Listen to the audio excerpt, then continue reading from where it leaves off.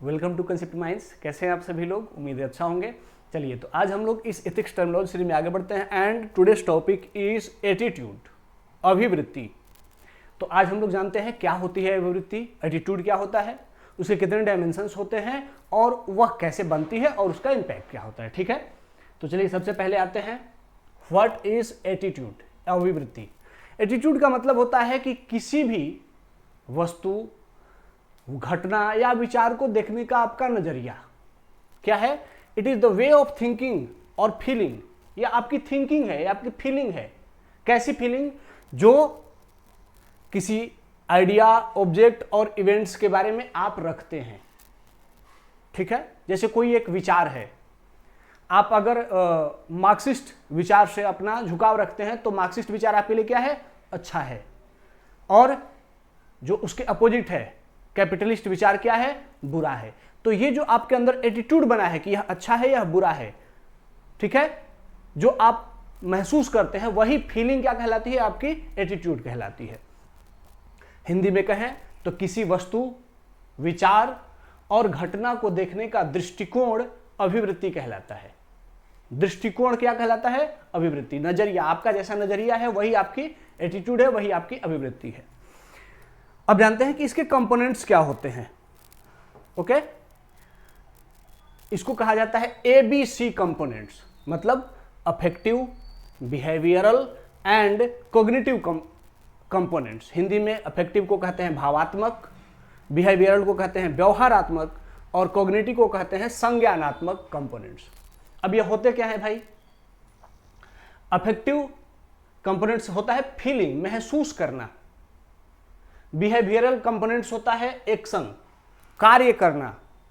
और cognitive components होता है संज्ञानात्मक, नोविंग, जानना।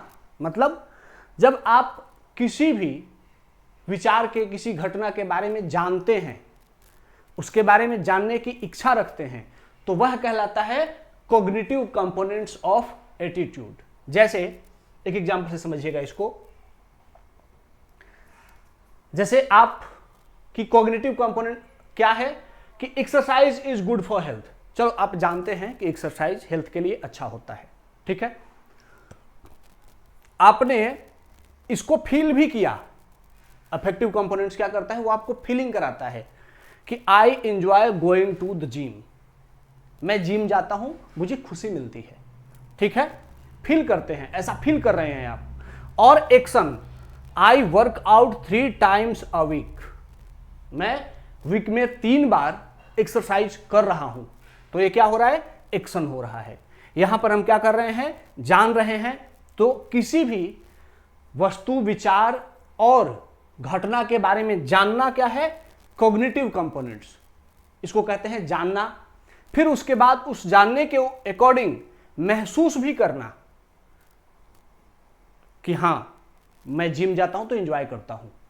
और जैसा महसूस कर रहे हैं वैसा एक्शन भी करना, यह होता है बिहेवियरल कंपोनेंट्स ऑफ एटीट्यूड। मतलब इन तीनों को मिल करके एटीट्यूड बनता है।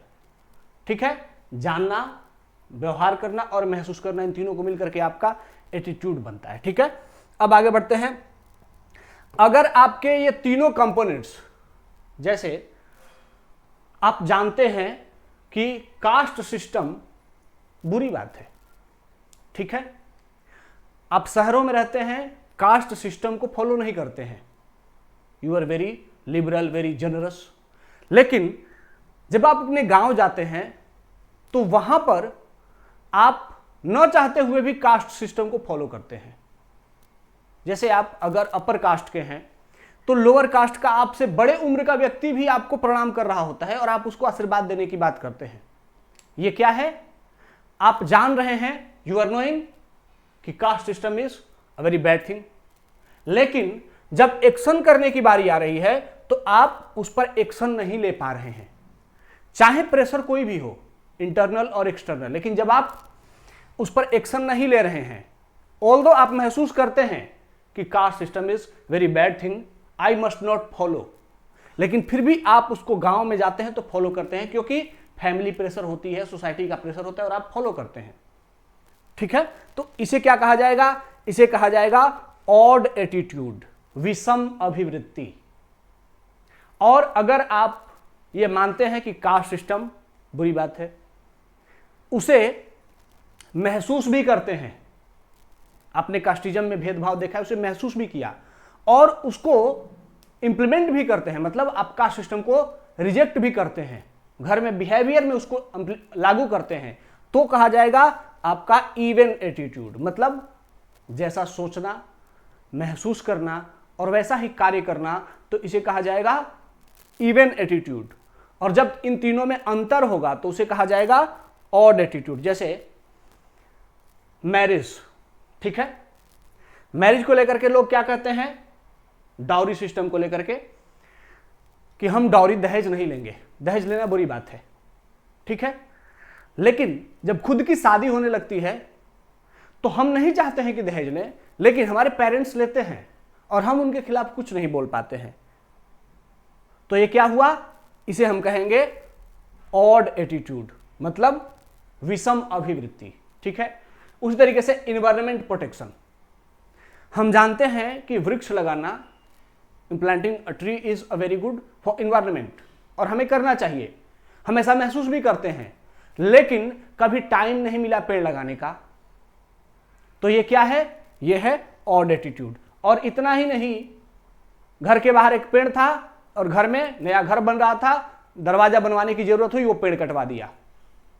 जानते हैं कि पेड़ इन्वायरमेंट के लिए अच्छे हैं, लेकिन अपनी जरूरत के अकॉर्डिंग पेड़ कटवा दिया, तो इसे कहेंगे ऑड एटीट्यूड। लेकिन अगर आप जानते हैं कि वृक्षारोपण अच्छी बात है, plantation is a very good for environment and you are taking action of it, और आप वृक्ष लगा भी रहे हैं and you are feeling good for environment now, और आप जब इन्वायरमेंट के लिए अच्छा महसूस कर रहे हैं, तो इसे कहेंगे इवन एटीट्यूड। तो अभी तक हम लोगों ने क्या देखा, एटीट्यूड होता क्या है, उसके कंपोनेंट्स देखे, affective, behavioural and cognitive components, ठीक है। फिर उसके साथ साथ हमने देखा कि ऑड और इवन एटीट्यूड क्या होता है। अब आगे बढ़ते हैं, अब आते हैं टाइप्स ऑफ एटीट्यूड। ये 3 प्रकार का होता है, पॉजिटिव, निगेटिव और न्यूट्रल।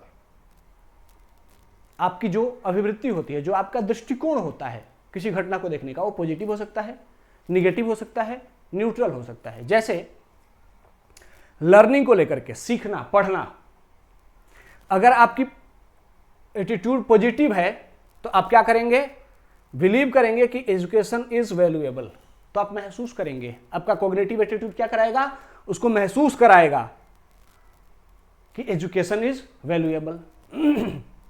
आपका